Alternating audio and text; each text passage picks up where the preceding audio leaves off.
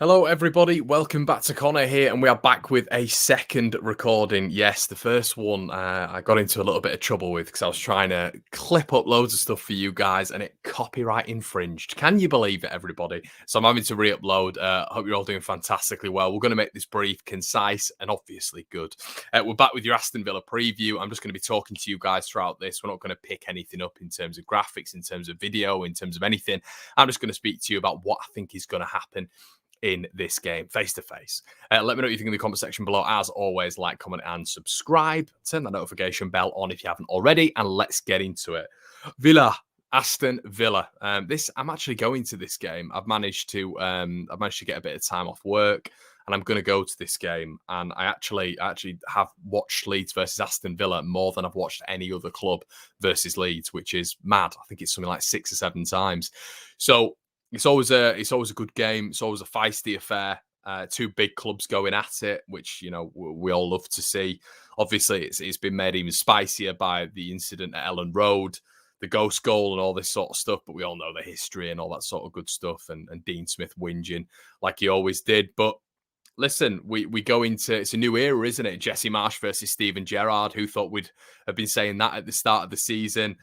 Steven Gerrard, I think, overall has done a good job with Aston Villa. He's turned it around a little bit. I think they've had some good results in there. They really have. And I think he's brought a little bit of a style of play. He's brought players in who I don't think the previous manager would have been able to bring in terms of profile. You're looking at one Philip Coutinho as the standout. I think he's got some good options in there as well. I think he's brought on the likes of Jacob Ramsey, which has been positive for Villa. I think the signing of someone like Luca Dean is only going to progress in terms of development, even though he's 29 years of age. And I think there's just a good feeling about Villa at this moment in time, in terms of building and in terms of becoming a top 6 club regularly, which I think they can definitely achieve.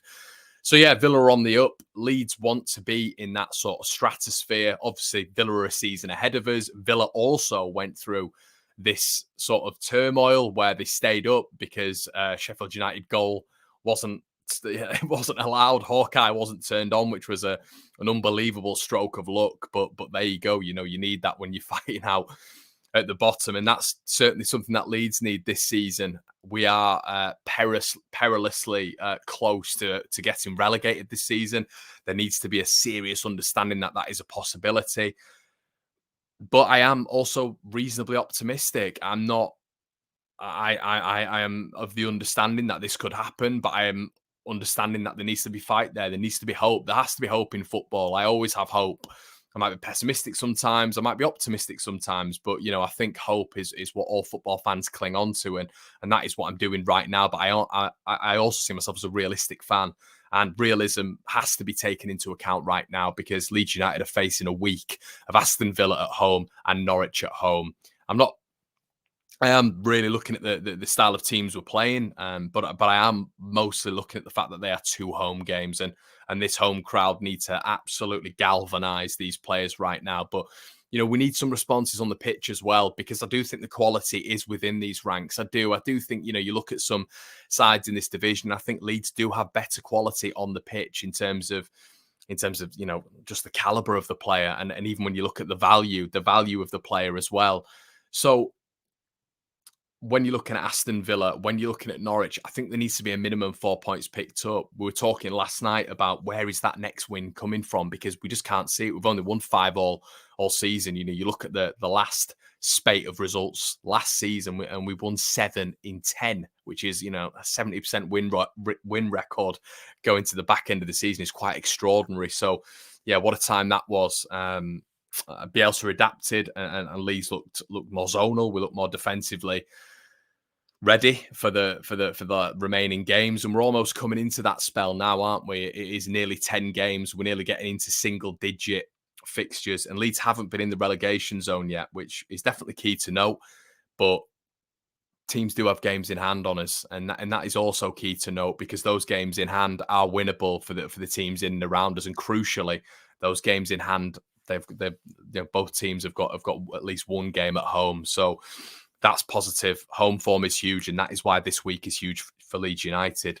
When you look at it tactically, Gerrard has turned it around a little bit in terms of what he's done since the Leeds United game.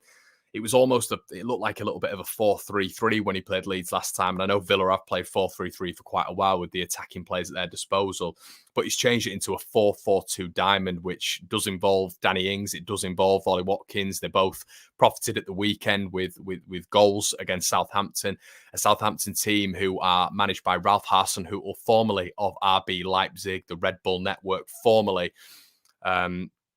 someone who has worked with Ralph Ragnick, similarly to Jesse Marsch, and someone who did deploy the 4-2-2-2 attacking system that Leeds United will be deploying under Jesse Marsch, which obviously can revert into a 4-4-2 as well. So what's key in this game? Well, the key is to somehow shut Philip Coutinho down. And isn't it ironic that we've all spoken about the man marking system and it being completely absent, really. It's not been effective. Individual duels haven't been won at all. But you do look at this game and you think, just man mark Coutinho, get someone to follow him around. But we did do that in the last game. I believe it was Ayling who was following him around, and Coutinho was just playing him off the pitch. He was dragging him here, there, and everywhere. But it would be interesting to see if we just had one man marking, how that would work out. But I don't think that will happen.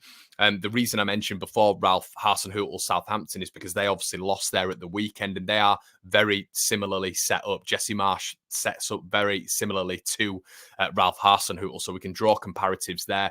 That is largely negative in the fact that Villa were able to pull Southampton apart. Now, how were they able to do that? Well, Coutinho just drops deep, and he can also play in that central attacking midfield role. One of the goals was created by Philip Coutinho dropping deep and playing the ball to Danny Ings, I believe it was. Him and Watkins linked up, and that was 1-0. Then he got into his number 10 position, which he was doing frequently throughout the game. He was able to pick Southampton off there. He'd be able to drift over to the left as well, dictate the play from there and the right. So this is the thing, really. You can play zonally, you can play man marking, you can do whatever you want, but sometimes when you've just got a world-class operator on the pitch against you, you're just going to have to try and mitigate it on the day. That you can only do so much tactical work to really stop that and really try and nullify that.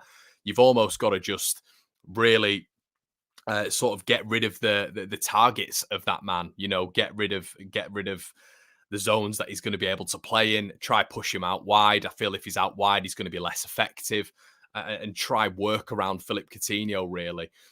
What's going to be interesting as well is, I've mentioned it in my Leicester video, that Stuart Dallas was exposed a couple of times in the Leicester game by Harvey Barnes. Now, will that be a frequent thing? We know in the Jesse Marsch system, the team is set up to counter press. The team is set up as a bank of four to press their sort of back line. So Rafinha, Jack Harrison are going to be ready to do that. So with that counter press, it doesn't offer as much protection for your fullback. So is that something Steven Gerrard's going to look to exploit? Maybe a winger against a fullback 1v1, which we saw multiple times in the Marcelo Bielsa system. That would be a problem for me. But I do think that Villa don't really have a Harvey Barnes. They don't really, for me, have an out-and-out winger. And if they're playing in a 4-4-2 diamond, you're naturally not going to see that anyway.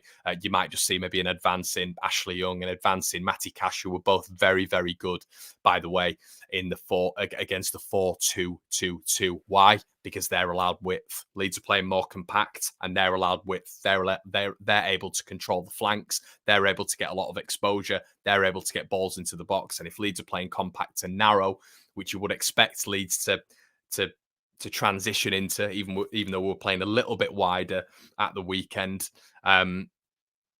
that is maybe where Villa could get a little bit of joy. But it's going to be interesting to see what Marsch does. I did generally think we were playing still quite wide. You know, you look at the overlaps, which I don't think is Marsch ball at all, that were happening at the weekend with Firpo. I also think that he's not going to completely adapt. He's only going to change little bits and bats, but that philosophy is going to become more developed, as he said, with weeks and weeks gone by. But simply, everybody, Leeds need a result. Leeds need a draw minimum. It is a must not lose. Leeds United simply can't fall to a defeat against Aston Villa. I think it's going to be a really, really tricky ask. And once again, there is already pressure on this Norwich game, but there will be even more pressure on this Norwich game if Leeds can't get a win, if Leeds can't find a win against Aston Villa. It's got real, everybody. We've been speaking about picking up results against Everton and Newcastle and picking up results and draws here, there and everywhere and becoming more pragmatic, being more hard to beat. but it feels like we're knocking on the door now. We really are. With after this game on Thursday, it will be 10 games left. Leeds went on an unbelievable run last time out with 10 games, as I've mentioned at the start. Can we do that again? It'll be interesting to see. I can't see it myself in terms of that productivity and how good we were in that period, but I can certainly see Leeds picking up some wins if Jesse Marsch is able to flood them with confidence and put performances in like last weekend. We had that performance under Marcelo Bielsa against West Ham, but we barely saw that sort of performance. It wasn't consistent enough. If we can replicate that style of performance with the returning Patrick Bamford, you would hope that Leeds United are going to be able to not only shore up at the back, but are able to break teams down and score goals, which is ultimately what we need at the minute. And it's going to be a tough one. It's going to be a tough one. If you want to get my predictions, go watch the debrief, which was out last night. But I do believe, my heart says we can get something from this, but my head maybe thinks a little bit differently. I think Villa are just a little bit too good at the minute. And you've got to credit the opposition as well. Sometimes it is just that. And we can do as much as we want. But, even when we were at our pomp last season at Ellen Road, they did come and beat us 1-0. So, listen, here's to hoping. I am full of hope. I am full of positivity for Jesse Marsch. I love what he's said. I love what he's done so far. But, the proof's really going to be in the pudding this week in terms of what he can do. But I do think, Aston Villa of Frank Lampard's first game for Everton, it was a packed-out Goodison. And Villa were able to go to Goodison, silence the crowd and really sort of outplay Everton there. So, yeah, it's going to be interesting to see. I hope we can get the win. I'm praying we get the win. If I see you down at Ellen Road, that would be amazing. Make sure you come and say hi, everybody. Have a good evening. Let me know what you think in the comment section below. Like, of course.